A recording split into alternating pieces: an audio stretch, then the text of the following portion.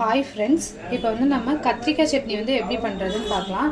நிறைய ஸ்டைலில் வந்து பண்ணுவாங்க. நம்ம வந்து இந்த ஸ்டைலில் பண்ணுவோம். இந்த ஸ்டைலில் வந்து நீங்கள் பண்ணீங்க அப்படின்னா, இப்போ வந்து நிறையா குவான்டிட்டி மெம்பர்ஸ் வந்து வீட்டில் இருந்தாங்க அப்படின்னா இந்த ஸ்டைல் பண்ணீங்க அப்படின்னா உங்களுக்கு வந்து சட்னி காணும். நான் எப்படி பண்ணுறதுன்னு சொல்கிறேன். அதுக்கு ஃபஸ்ட்டு தேவையான பொருள் என்னென்னு பார்த்துக்கலாம். கத்திரிக்காய் எடுத்து கட் பண்ணி போட்டிருக்கேன். அதோடய வந்து கொஞ்சம் சின்ன வெங்காயம், ஒரு 10 சின்ன வெங்காயம் எடுத்து கட் பண்ணி போட்டிருக்கேன். 4 கத்திரிக்காய் எடுத்திருக்கேன். நான் வந்து குட்டி தக்காளிங்கிறதுனால 2 தக்காளி எடுத்திருக்கேன். நீங்கள் வந்து பெரிய தக்காளி அப்படின்னா 1 எடுத்தால் போதும். ஒரு கொத்து கருவேப்பிலை எடுத்திருக்கேன். பச்சை மிளகாய் வந்து நான் குழந்தைங்களுக்கு கொடுக்கறதுனால ஒரே ஒரு பச்சை மிளகாய் போட்டுக்கிறேன். நீங்கள் வந்து காரத்துக்கு தக்கன போட்டுக்கோங்க. அதே மாதிரி 1 டேபிள் ஸ்பூன் வந்து சீரகம் எடுத்திருக்கேன். 1 டேபிள் ஸ்பூன் வந்து மிளகு எடுத்திருக்கேன். இதோட வந்து ஒரு 4-5 பல் பூண்டு வந்து எடுத்துக்கோங்க. இப்போ வந்து எப்படி பண்ணுறதுன்னு பார்க்கலாம். இப்போ வந்து கடாயை எடுத்துட்டு இதில் வந்து நம்ம கட் பண்ணி வச்சுருக்க கத்திரிக்காய், அப்புறம் சின்ன வெங்காயம் இதெல்லாம் போட்டுக்கலாம்.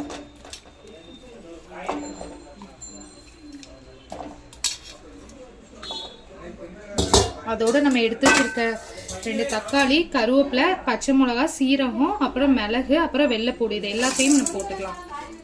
போட்டுட்டு தண்ணி இந்த அளவு ஊற்றிக்கோங்க. ஊற்றிட்டு நல்லா வேக வச்சுக்கலாம். ஒரு மூடி போட்டு வேக வச்சுக்கோங்க. இப்போ வந்து எல்லாம் போட்டு நம்ம தண்ணி ஊற்றியாச்சு. இது நல்லா வெந்து வரட்டும். மூடி போட்டு வேக வைங்க. வெந்ததுக்கப்புறம் வந்து நம்ம என்ன பண்ணலான்னு பார்க்கலாம். இப்போ வந்து கத்திரிக்காய் வெந்துருச்சான்னு நம்ம பார்க்கலாம். நல்லா வந்துருச்சு. இந்த ஸ்டேஜில் வந்துட்டு நம்ம ஆஃப் பண்ணிவிட்டு ஆற வச்சுட்டு அதுக்கப்புறம் அரைக்கலாம். அரைக்கும் போது நான் காமிக்கிறேன். இப்போ வந்து நல்லா ஆறிடுச்சு. நம்ம வந்து கத்திரிக்காவை மட்டும் இருத்து எடுத்துக்கலாம். தண்ணி வந்து அதிலே இருக்கட்டும்.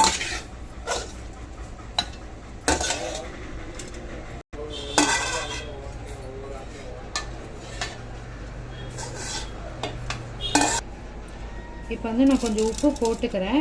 உப்பு வந்து அதுக்கப்புறம் டேஸ்ட்டு பார்த்து நம்ம போட்டுக்கலாம். இப்போ வந்து இதை போய் நல்லா மையாக அரைச்சிட்டு வந்துடுறேன் நான்.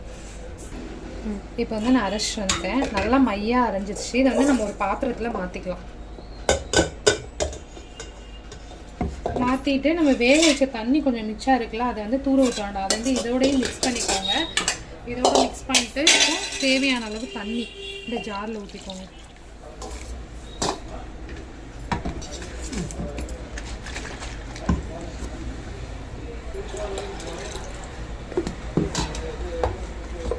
இது வந்து கொஞ்சம் தண்ணியாகவே இது பண்ணிக்கோங்க. ஏன்னா நம்ம அடுத்து கடலை மாவு கரைச்சி ஊற்றலாம். அப்போ வந்து இன்னும் கொஞ்சம் கெட்டியாகும். அதனால கொஞ்சம் தண்ணியாக வச்சுக்கணும். இப்போ வந்து அடுத்து பாத்திரத்தை நம்ம ஸ்டவ்வில் வச்சு ஆன் பண்ணலாம். இப்போ வந்து கடாய் நல்லா காஞ்சிருச்சு. இந்த ஸ்டேஜில் வந்து 1 குழிக்கரண்டி அளவு எண்ணெய் ஊற்றிக்கலாம். எண்ணெய் காஞ்சி வரட்டும். எண்ணெய் வந்து நல்லா காஞ்சிருச்சு. நம்ம வந்து கொஞ்சம் கடுகு போட்டுக்கலாம். கடுகு நல்லா பொரிஞ்சு வரட்டும். கடுகு நல்லா வெடிச்சு வந்துருச்சு. இப்போ வந்து நம்ம கருவேப்பிலை போட்டுக்கலாம். கருவேப்பிலையும் பொரிஞ்சிருச்சு. இந்த ஸ்டேஜில் வந்துட்டு நம்ம சிம்மில்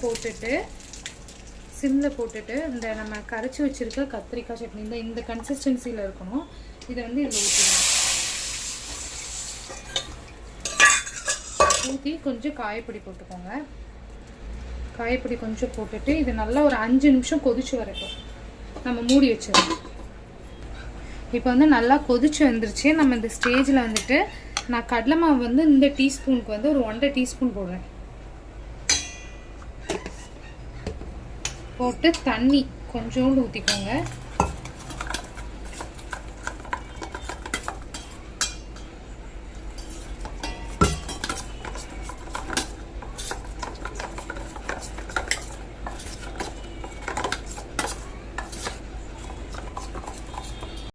இப்போ வந்து நான் இந்த கன்சிஸ்டன்சியில் வந்து கரைச்சி வச்சுருக்கேன்.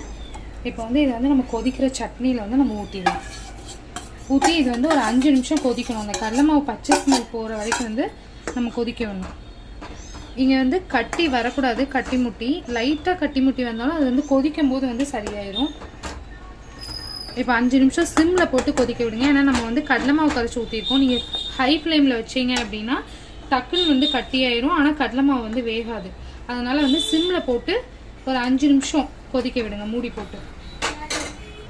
இப்போ வந்து நான் மூடி வச்சிடுறேன். ஒரு 5 நிமிஷம் கொதிக்கட்டும். கொதிச்சதுக்கப்புறம் நான் வந்து உங்களுக்கு காமிக்கிறேன். இப்போ வந்து நம்ம ஓப்பன் பண்ணி பார்க்கலாம். 5 நிமிஷம் ஆயிடுச்சு.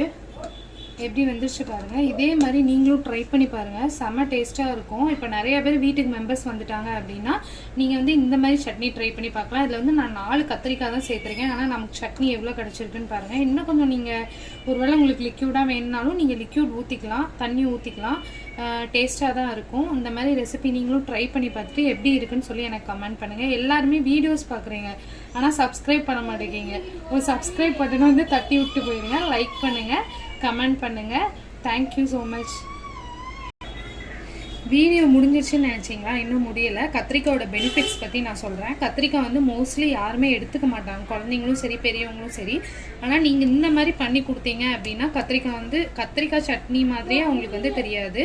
இது வந்து ரொம்ப சுகர் இருக்கிறவங்களுக்கு வந்து ரொம்ப நல்லது. இதில் வந்து ஃபைபர் கண்டென்ட் வந்து ரொம்ப அதிகமாக இருக்குது. அதனால் கத்திரிக்காய் வந்து அவாய்ட் பண்ணாதீங்க. கத்திரிக்காவையும் வந்து உங்கள் டயட்டில் வந்து சேர்த்துக்கோங்க. தேங்க்யூ.